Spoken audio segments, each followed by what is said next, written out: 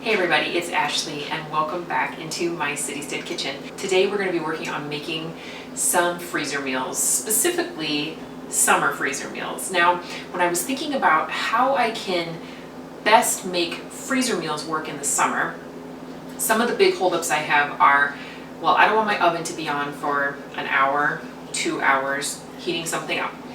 Even crock pots sitting there releasing all that heat in the summer. As my planning for the freezer meals kind of continued, I started realizing that not every day is super hot. So sometimes the oven might be okay. As I go through each meal that I've planned out for this freezer meal making session, I'll talk about what specifically I had in mind with each meal and why it sort of fit my summer freezer meal criteria, because each one of them is slightly different. One of the big overarching reasons why I wanted to get some more freezer meals going is because I want that convenience, but I need to make sure that we're prioritizing good, healthy meals for our family. So if there's a part of that meal that I can prepare ahead of time, I want to do that. You probably heard me talk a bit about our upcoming beef, and we finally got it. And so we don't actually have a ton of freezer space. Our larger freezer is actually completely full to the top with ground beef. And then our other freezer is also almost completely full. So we do have some room in our smaller freezer and then a little bit of room in our upstairs freezer. But aside of that, we're actually working with a pretty limited amount of space right now. Our family just really needs to be able to continue to eat in a really healthy way that we feel good about eating. And we feel like the number one way to accomplish that goal is through home cooking your own meals. Even food that is made with the best of intentions from other sources still sometimes has added ingredients, preservatives, and just other things that are just in the mix that we don't want in the mix. Let's just get straight to it and start preparing our first meal. We are going to whip together some Asian meatballs. On one of my last freezer meal making days, I made up a bunch of meatballs and I did them sort of like an Italian meatball, and we loved them. They were so tasty. We got all ground meat with our beef. We don't have any steaks or roasts or anything like that. So instead of just using like a crumble meat, I'm going to form the meatballs so that we can use those with broccoli and rice and other vegetables to create really good stir fries and nice, just any kind of mixture of those sort of Asian flavors. One of the things that I'm going to do with these meatballs to make them sort of more summery for us, oh, I can't get this undone, is I'm actually going to make them a little smaller than I think I normally would. And I'm going to use only 2 pounds of meat, but I'm going to spread it out over 3 different meals. So the meat portion will just be a little less, but I think they'll be still super tasty.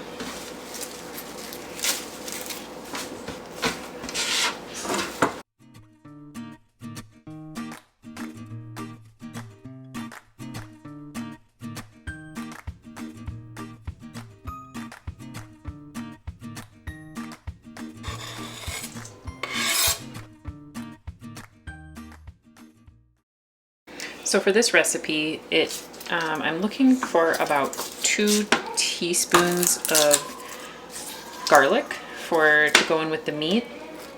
I think I'm going to go a little bit more than that, and I'm actually going to do this whole head of garlic because there's a really tasty sauce that I'm going to make up to go with it. And the sauce is a cornstarch based sauce.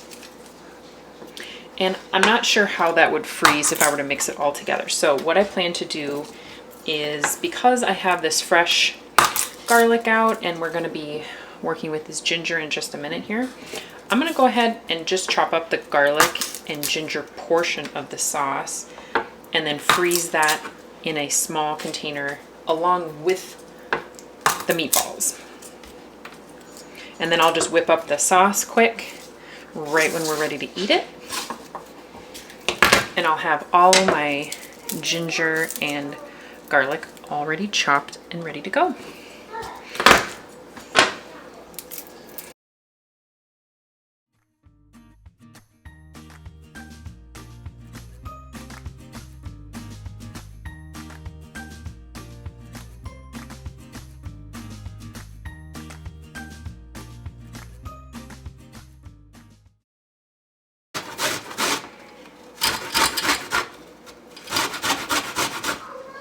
Now I know that ginger is supposed to be gentle on the digestive system and supposed to, I don't know, can be therapeutic and things like that. However, ginger I have identified as something that actually really agitates my digestion. I like the taste of ginger, especially if it's in smaller amounts, but it's been a long time because of that irritation. It's been a long time since I've had ginger in a meal. So I'm not gonna go too crazy with it. It sounded really good to have in these. So I'm gonna give it a try and we'll see how it goes. I love grating ginger like this on the small because a lot of the peel ends up staying on this side of the grater. Yes, some gets in. This is organic ginger, so I guess I have that on my side. But for the most part, the skin just kind of comes away, and what's left inside is pretty good looking. Okay, we'll put the extra in our little jar there, and then this will be ready for the sauce. And as long as I have the ingredients out, I might go ahead and throw in a couple of the other things, but I'm definitely going to leave the cornstarch out of this jar.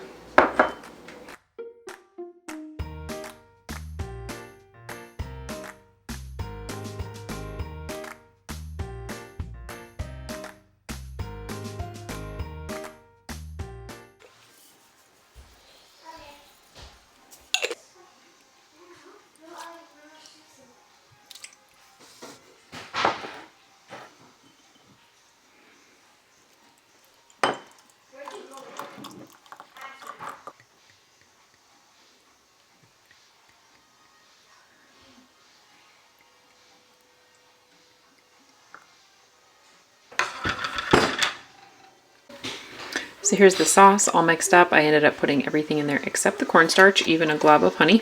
So it's ready to go. Great way to use lids that have already been used for canning is to store things like this. No sense in using a brand new lid for it, and it creates a nice airtight seal. So this will go right in the freezer.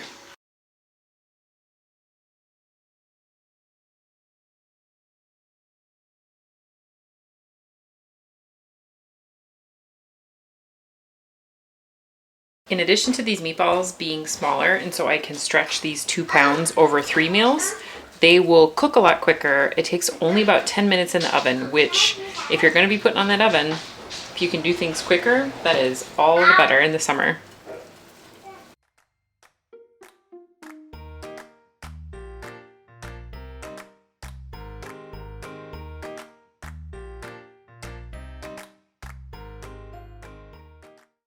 I hope that this shows the color well. So because I decided to use parchment paper and I didn't brown them or anything at first, once they were done cooking, I put the broil on high for just a minute or two, just to kind of get a little bit more darkened on top. And I think that it worked really well. They definitely look just a little bit crispier than they did when they were first done. So I will cool these down, get them bagged up. And again, this is going to cover 3 separate meals.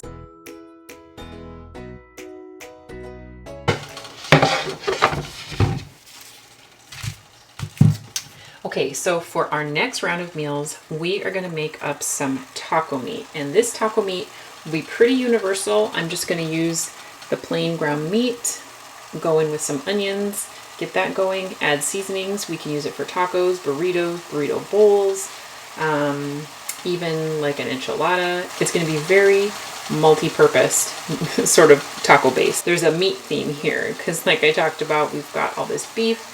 And so I need to kind of use that in my freezer meals more right now because that's what I have. And so we're kind of going at it from that perspective, but we're also making sure that we're not just filling in the limited amount of freezer space we have. So as this stuff cools down and we can jar it up, we'll just put it right back in the freezer and it won't take up that much more space.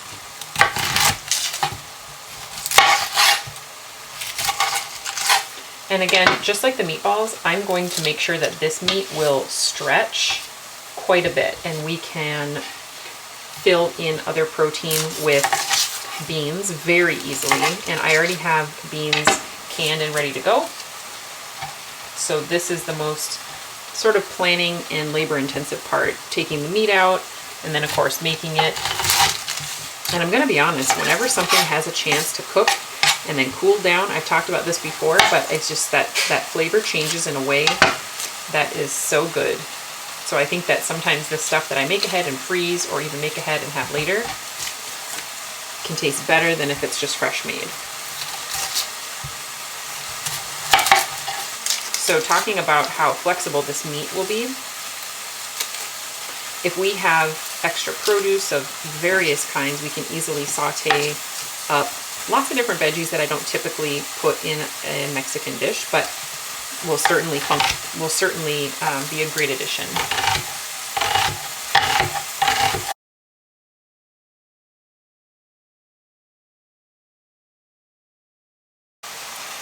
So all of this is going to go into my freezer bag for broth. It's great flavor, great color, really good addition to a broth. And if there's any bigger pieces that kind of slip off, they don't cut as well, this is great to throw in there because I know it won't go to waste.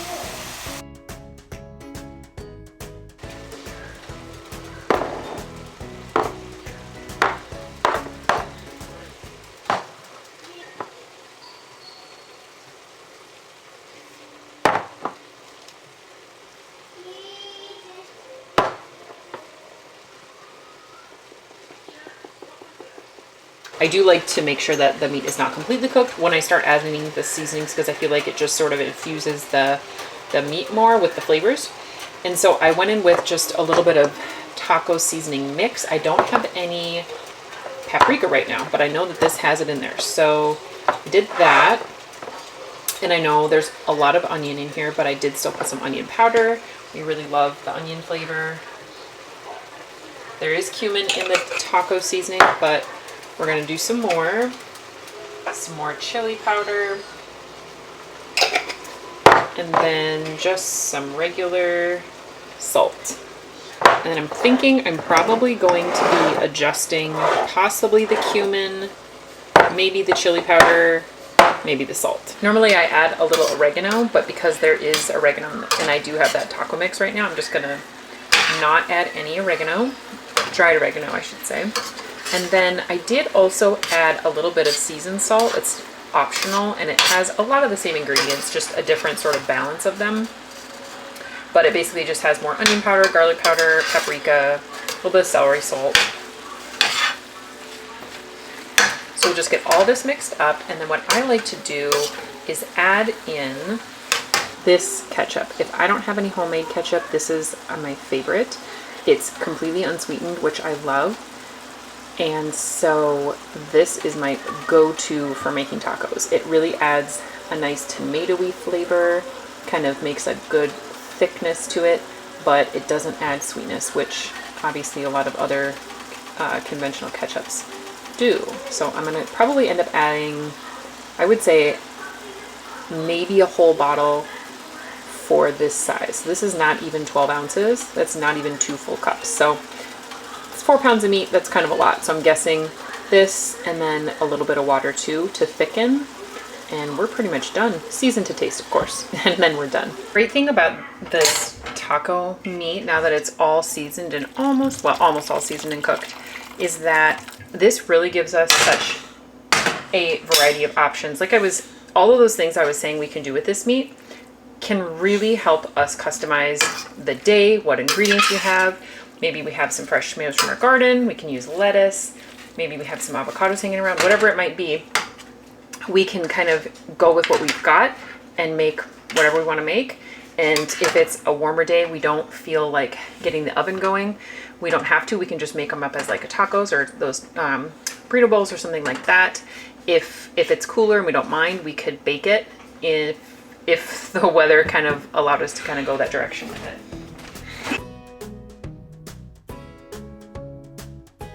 I'm hoping that this will last us 5 different meals. Again, I plan to stretch it with beans, whether it's refried, black, pinto. We've got a few different options with that. But either way, we should be able to stretch this for 5 different meals. So between the meatballs and this should get us up to 8 meals. Okay, the next 2 items on our freezer menu list are going to be some burgers, and these are not going to be meat burgers. I'm going to make 2 different kinds of vegetarian burgers. One's going to be black bean and one's going to be with garbanzo beans. And the black bean ones we have made in a previous meal and we loved them so much. We're making them again. Now I'm actually going to bake these burgers instead of fry them in a pan. I am going to coat the baking sheet with just a little bit of oil and then the tops of the burgers, and maybe we can broil them up to just crisp them up a little bit. But that is what that's what I'm going to do today. I just got my really big sheet out. We're just going to mass produce these things. Now this garbanzo bean one actually comes with a really good sauce with tahini and miso that you can put on your bun, or use it as a salad dressing if you wanted to use this burger in addition to a salad. And then some of those ingredients are also going to go in, so we're putting both miso and tahini in the burger as well, which should really boost that flavor. So I think we're going to start out with the black bean burger. This onion is looking really gross, so I'm going to cut away all the slimy pieces. All right, that slime got all over our cutting board. So we're just gonna go ahead and finely cut up this onion.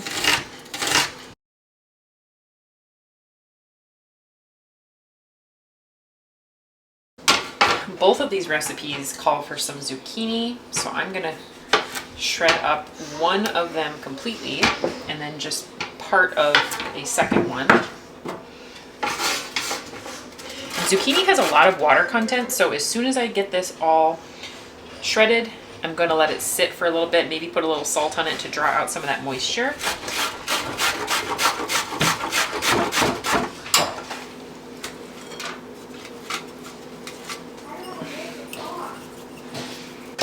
I also have a little cilantro left, so I'm going to go ahead and use that up and put it in our black bean burgers as well.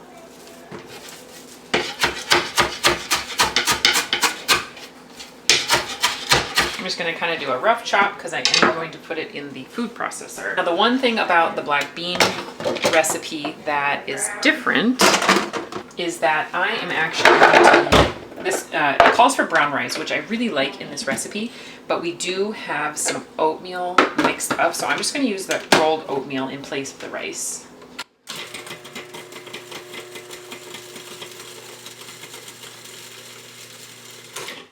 So I just ground up a frozen chili and adobo sauce.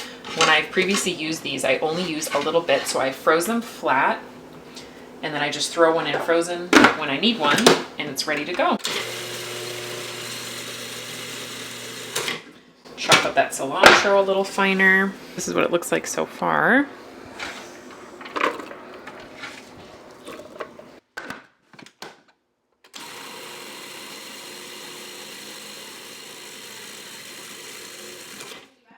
All right, nice, smooth, minced. These will not be big chunks in our burgers. I went ahead and rinsed and drained and rinsed our black beans. And while I did that, I also went ahead and did the same with our garbanzo beans. I'm gonna add some cumin. I added some all-purpose, general all-purpose seasoned salt. Any kind certainly will work. I'm gonna put a little smoked salt in here. I feel like that adds such a good flavor, especially because I tend to use less of the chilies in adobo because I don't want too much spice, but that smoky smoked salt adds that same flavor without too much spice. Then we're gonna go in with about a teaspoon of garlic powder. And then over here we've got our eggs, 2 eggs, 1 cup of breadcrumbs, and then our zucchini, which I squeezed out the moisture of. Can't forget our oatmeal. So that's about a cup. And then we'll go ahead and get this mixed up. I'm gonna stop right there and hand mix the rest.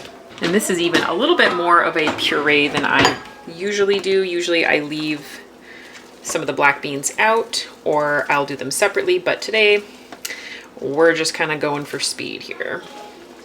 Okay, we're gonna go ahead and just leave the residual food from the black bean burgers in there. Seasoned salt. I am not used to working with tahini that is this thin. I usually get tahini from the bulk section at our food co-op, but this I just got in the regular grocery store already jarred up, and it is super thin. So we'll see how this works. So we got a little bit of tahini in there, a little bit of miso, which adds a really good umami flavor.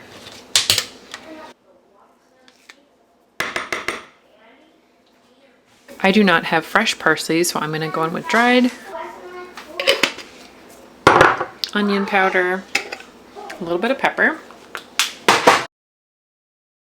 I think I used the rest of my cumin in the other burgers. This one will not have cumin in it. Or you know what? I think I'm gonna throw a little taco seasoning in there. Some oats in there, just raw oats. The rest of our zucchini. Okay, I did go ahead and add a little bit of extra breadcrumbs to both of the burgers. I think because, again, normally I take a little bit more time, and especially with the black bean one, I leave a lot of the black beans just kind of partially mashed. So I think because it was completely mashed this time, it was maybe a little thinner. So I just went ahead and did that. I'm also going to coat them in breadcrumbs before they go in the oven and kind of see how that goes. So let's just go ahead and get these on the pan and get them baking.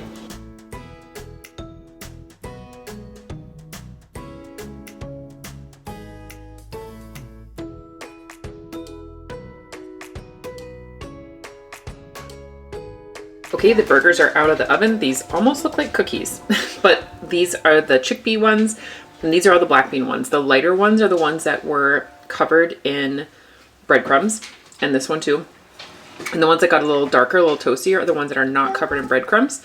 The initial taste, I tasted one of these. They are so fantastic, and I think they are arguably better than pan-fried.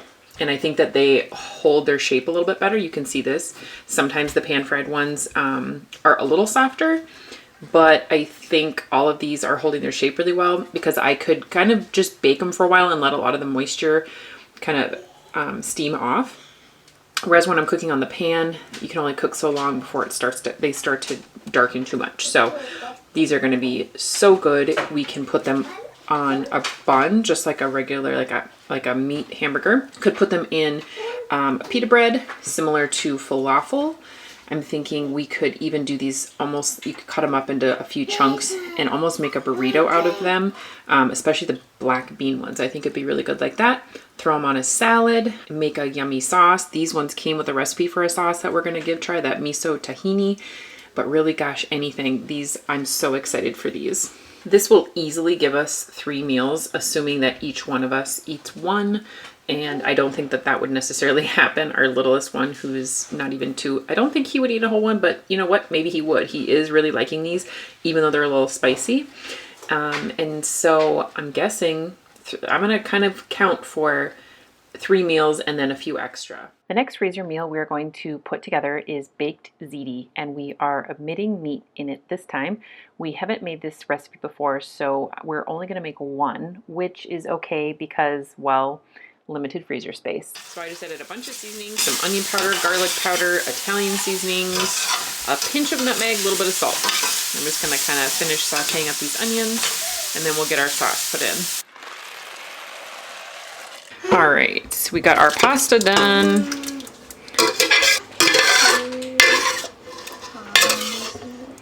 So our noodles are done. We got our pasta cooked up and in there. You can certainly just use the kind of pasta that you like. You don't have to put any extra seasonings in it. You can also add any kind of meat. This would be really good with like a pork sausage, and I would have done that, but we didn't have any.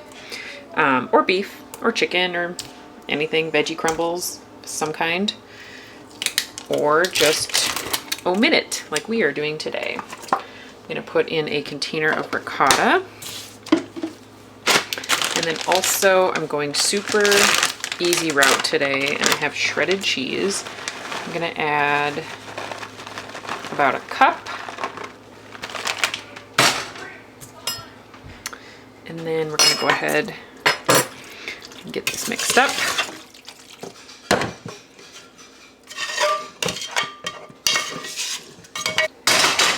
This seriously could not be any easier. And this kind of stuff freezes so incredibly well. Sometimes lasagnas can be a little labor intensive. I love lasagna, our whole family does. But when you want something a little quicker, just think pasta bake. And you can really just make whatever you want. There's baked spaghetti. I mean, really, whatever you can dream up, you can make. And it'll probably turn out really good.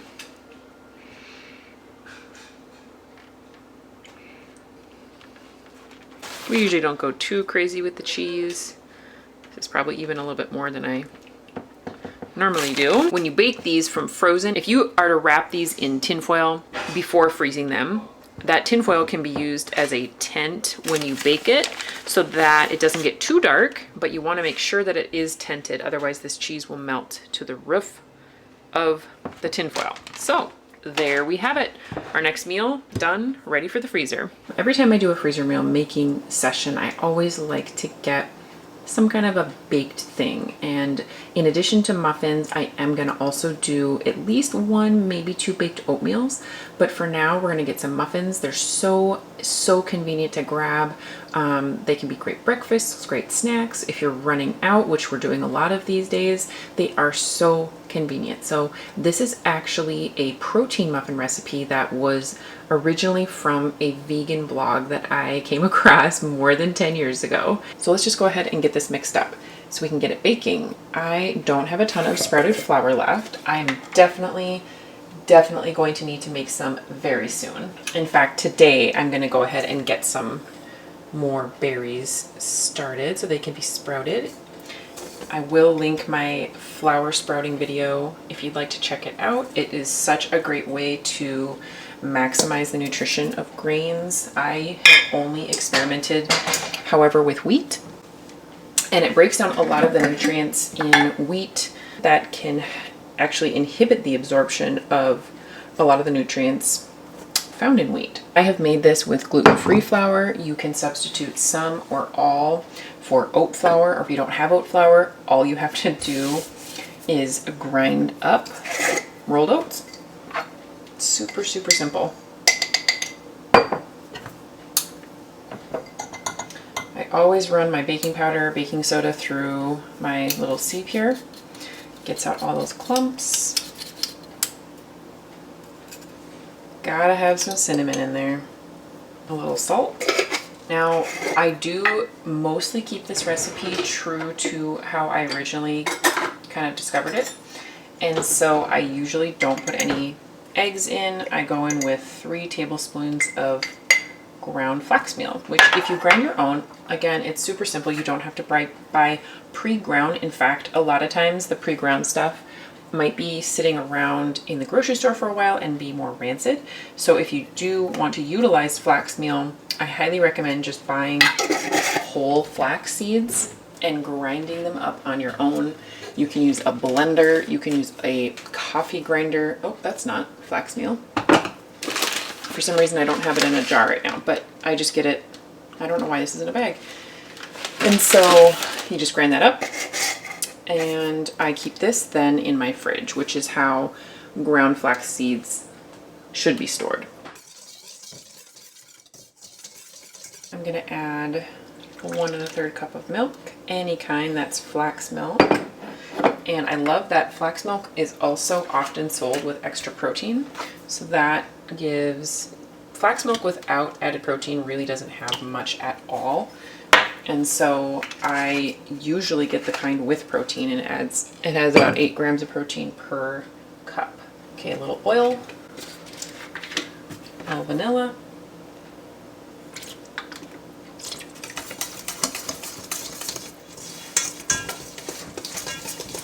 some cooked oats, cooked any kind of grain to add a nice chew to this. I'm gonna just throw in actually a little bit of yogurt, which will also boost the protein in these and kind of help bind it together more. And I realize this diverges from vegan, but That's just what we're doing today. I am not vegan. Our family is not vegan. I have spent quite a few years of my life primarily eating vegan though, so I do have a lot of experience just eating that way, with substitutions, with working with all vegan ingredients. And I feel like it's a good thing to do sometimes. And I do like to incorporate vegan cooking in our diet. So that's pretty much it. We're gonna, oh, I forgot the sugar. Some chocolate chips. I'm gonna add a 1/4 cup of hemp seeds, sunflower seeds, 1/2 cup of walnuts.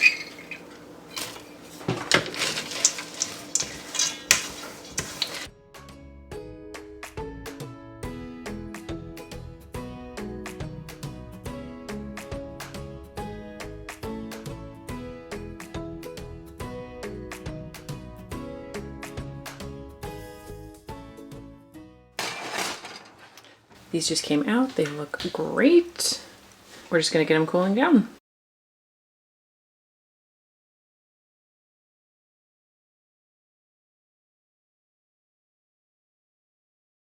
Okay, the last meal that we're gonna do with this freezer meal making session is going to be a baked oatmeal.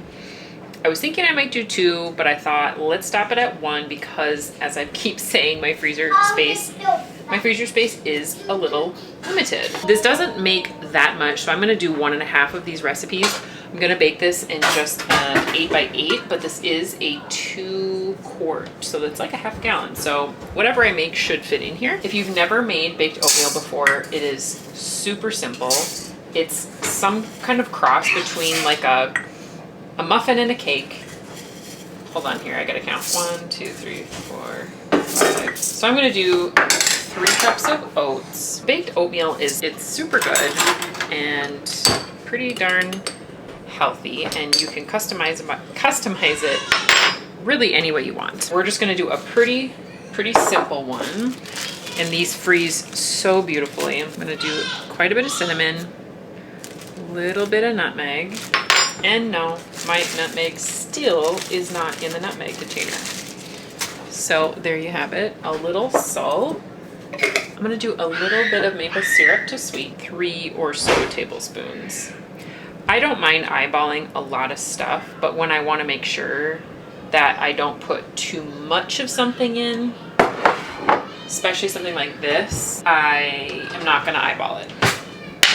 Even if I have just like a regular eating spoon, at least it kind of gives me an idea of how much I'm putting in. I think so easily we eyeball something, and with liquid it can be hard because it does tend to settle. So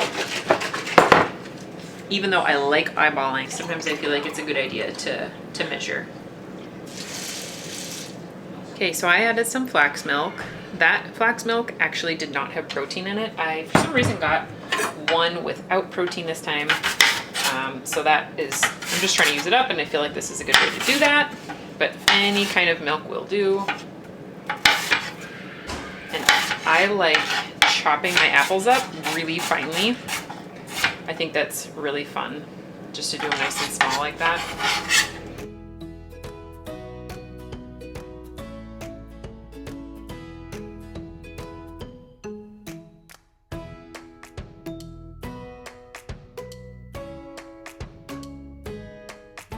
Last thing we're putting in is 3 eggs. And these are from our chickens in the backyard. Some baked oatmeal recipes call for more or less of them. I'm just gonna do 3. And the reason I wanna do a baked oatmeal for a freezer meal for the summer is because some mornings when you just don't want, well, to cook, but also you want something more substantial, this is just a perfect go-to. You can slice it after it's done baking before you freeze it, so it's a little easier to get to. You can slice it and separate it out and freeze individual squares so that it's even easier to get to. But I just love putting lots of different things in here. I love all of those apples. That's just wonderful. There's so many great baked oatmeal recipes out there. I'm just gonna put a thin layer of oil in the bottom of this pan just for ease of getting it out. And you know, if we for some reason decided we didn't want this for breakfast, sometimes we do lighter dinners where we just make like a smoothie and toast, but this would complement that so incredibly well. And instead of toast, which obviously is not as substantial as this, we would just do this. So it would be a baked oatmeal square and a smoothie, which on hot evenings is like such a treat. It's a meal, it's a treat, it's delicious. It's pretty good stuff.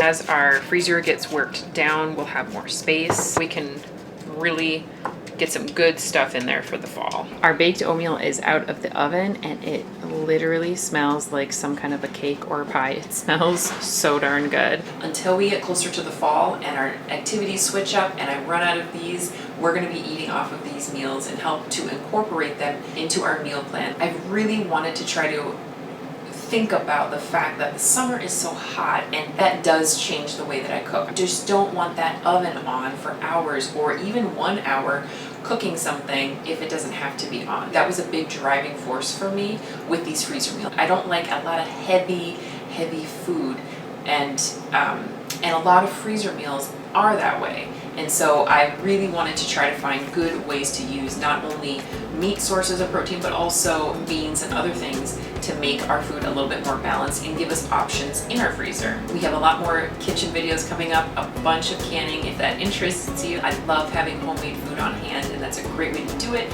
and also capitalize on the seasonal food that is coming in from our garden and the farmer's market. So please subscribe if you'd like to catch those. I hope you have a wonderful day and we will see you soon.